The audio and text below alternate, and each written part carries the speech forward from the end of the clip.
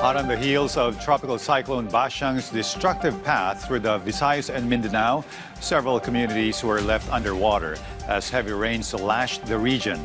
Weather experts say the February cyclone was a rare twist of fate, catching many off guard as it broke the usual seasonal pattern. Rod Lagusa tells us more. Following the destructive impact of Tropical Cyclone Bashang in the Visayas and Mindanao, many areas were affected, including several places that experienced flooding. According to Pagasa weather specialist Benson J. Estareja, it is rare for a tropical cyclone to occur during the month of February. Based on data, the last time a tropical cyclone was recorded in February was back in 2021. Sa ganitong panahon, pag nagkakaroon tayo talaga ng bagyo at mababa yung track niya, usually talaga pag February, mababa yung track. So, maaari siya mag-landfall dito sa may Visayas at saka sa Mindanao. So, directly maapektuhan talaga ng mga pag-ulan itong mga nasa Visayas po at saka yung northern portion ng Mindanao kagaya ng Region 10 at saka yung Region 11. He explained that the flooding that occurred was caused by several factors such as the susceptibility or how prone an area is to be affected.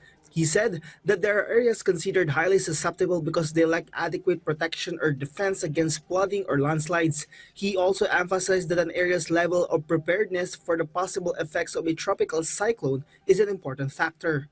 Based on data from Pagasa's monitoring stations from 8 p.m. last night until 8 a.m. this morning, a total of 232 millimeters of rainfall was recorded in Surigao City.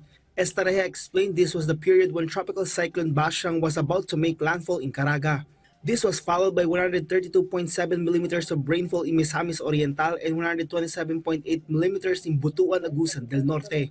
At the same time, Pagasa continues to assess other developments related to the recorded amount of rainfall. From a tropical cyclone category, Bashang weakened into a tropical depression and expected to further downgrade into a low-pressure area. Yung interaction ng bagyo sa lupa naging matagal din, kaya hindi na-sustain yung kanyang lakas. And nakakontribute talaga yun sa paghina niya.